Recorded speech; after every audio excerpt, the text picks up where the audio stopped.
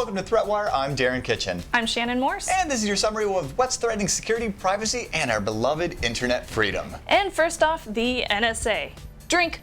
They have been snooping on cell phone records for years. The EFF recently filed a lawsuit against the FISA court under the Freedom of Information Act to release information pertaining to the NSA's misconducts with collecting information. Drink. The Obama administration has released documents in response to that lawsuit about the NSA's 3-year-long illegal snooping on cell phone data. I know, too many. Now, although the NSA has strict rules about collection of data, they violated all of them, and this wasn't realized until an internal review was conducted.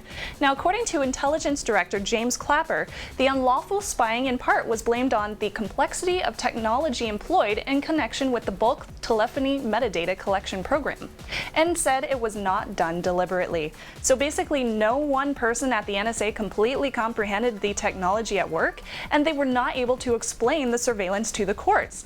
Now, the surveillance in question gave the NSA a listing of telephone numbers that they could query. The information would contain the telephone number, how many times the number appeared in a database, how many other numbers contacted them, dates of calls, etc. Now, the total numbers collected were over 17,000, and only a small percentage of which were obtained legally. The numbers were obtained through an automated collection program which completely bypassed the court-ordered review process. Oops. Oops indeed. Yeah. Now, the latest leaks from Edward Snowden outline the existence of a mass surveillance program even bigger than PRISM. This is revealed here by Glenn Greenwald, by The Guardian, as well as ProPublica and the New York Times. It's called Bullrun, and it deals with the NSA's ability to, well, defeat encryption used in specific network communications technologies. Bullrun involves multiple sources, all of which are extremely sensitive. The 10-year NSA program, which spends some $250 million a year, allegedly made a breakthrough in 2010, making vast amounts of internet data exploitable. And furthermore, the program sets out to covertly influence the products of technology companies. So as if the U.S. hadn't lost, U.S. companies hadn't lost enough faith from the international communities and commerce, well, the program reportedly actively engages U.S. and foreign IT industries to covertly influence and or overly leverage their commercial product design. Wow, this actually wouldn't be the first time that such speculation was made on software companies colluding with the NSA. In 1999, security researcher Andrew Fernandez discovered a cryptographic key in Windows NT4 by the name of, get this, _NSA key.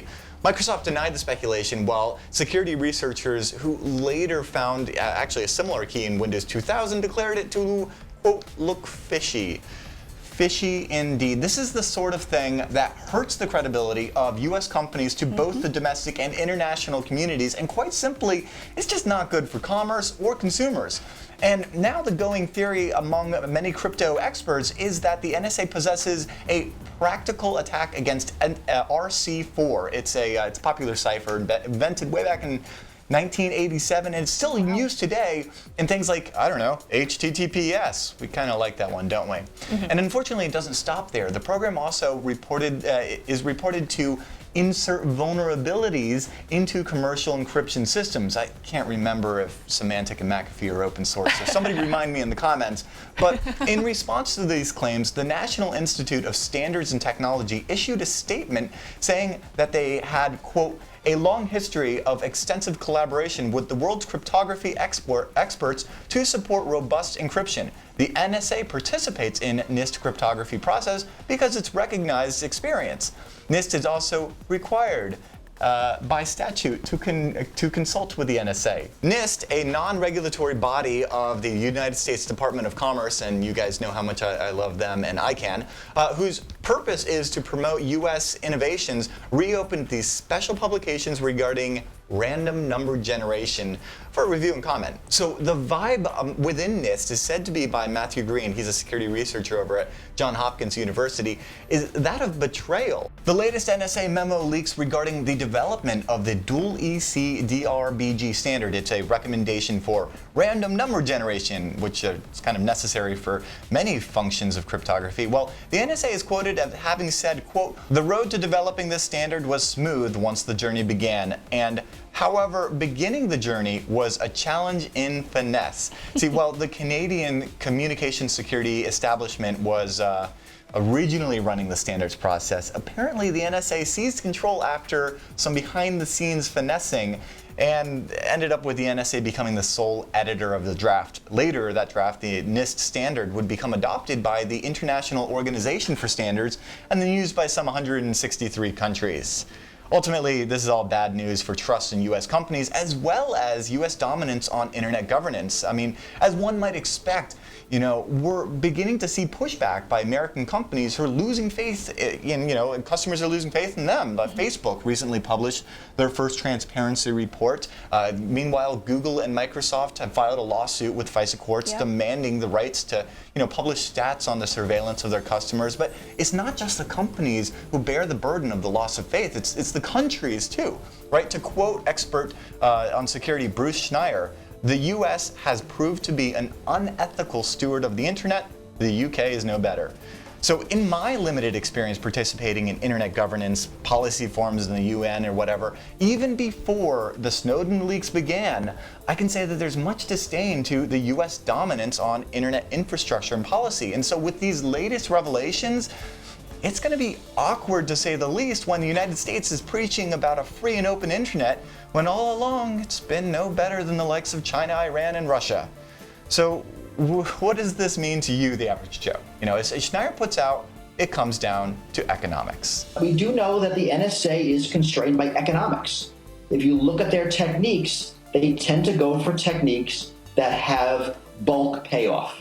Right? If they could subvert every copy of Windows encryption, they get a lot. So if you're using a major ISP that's been targeted by Prism and you're not using strong encryption, the sort of stuff that's being targeted by Bullrun, and you're using an operating system by a company known to provide exploits and backdoors to the NSA, well, then expect to have your privacy violated by the NSA. I mean, if you really want to maintain your online privacy, you have to start where even the NSA does and assume you've been compromised and then build from there. I mean, if you're vigilant about your privacy, chances are you're going to be just too expensive to eavesdrop on, unless of course you're really that interesting. But if you are interested in properly implementing strong crypto, might I recommend the latest episodes of our sister show, Hack 5, where we've been detailing open source tools that will help you protect said privacy. Yes, we did. And we still do, every single week. Got so much coming. So last week, we asked you how you feel about modern-day public key encryption, and our comment of the week comes from Mike Hennessy 86. He says, Thomas Drake suggested that some of the mainline encryption algorithms may have been defeated in 2010. Couple that breakthrough with a lot of analysts saying that the NSA has cheated by circumventing the crypto, i.e. by exploiting the server encryption software and other methods of gaining access to the unencrypted data, and key length becomes difficult to maintain long term.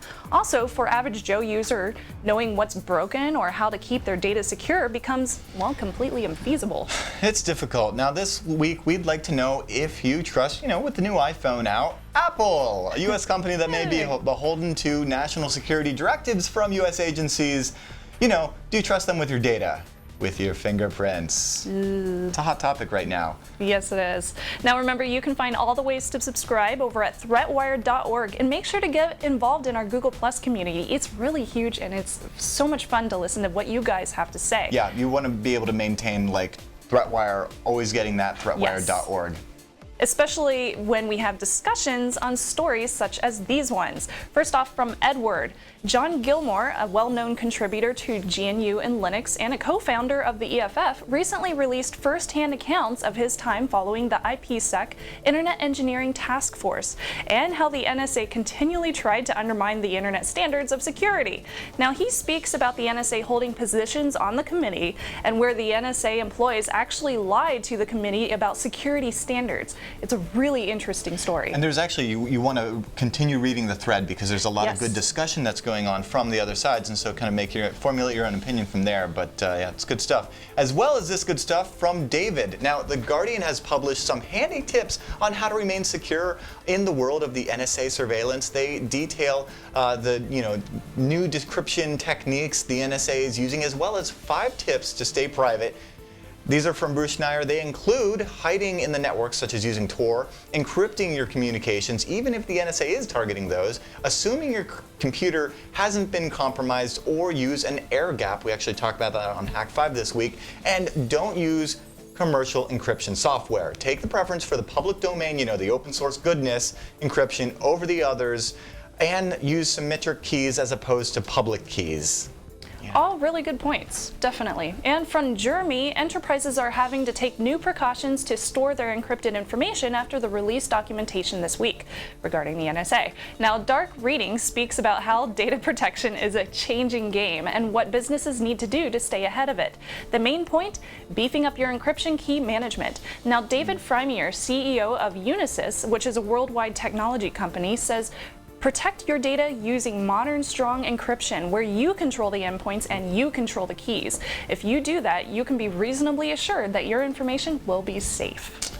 Who has kind of a goal in selling key management stuff, but nonetheless, it's good advice, because why attack the key, that's so many bits when you can just go in the side door. Anyway, with all of that, I encourage you to take a shot, and I'm Darren Kitchen. I'm Shannon Morse. We'll see you on the internet. So long, farewell. Auf Wiedersehen, goodbye.